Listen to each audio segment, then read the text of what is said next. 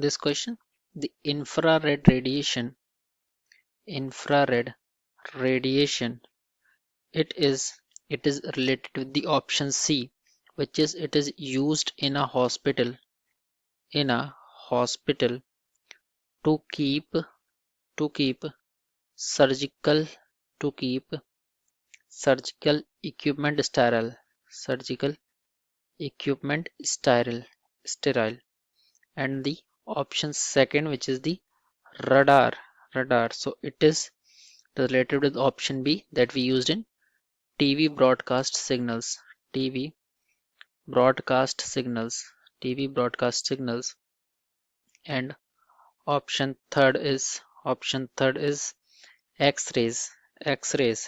So it is used by oncologist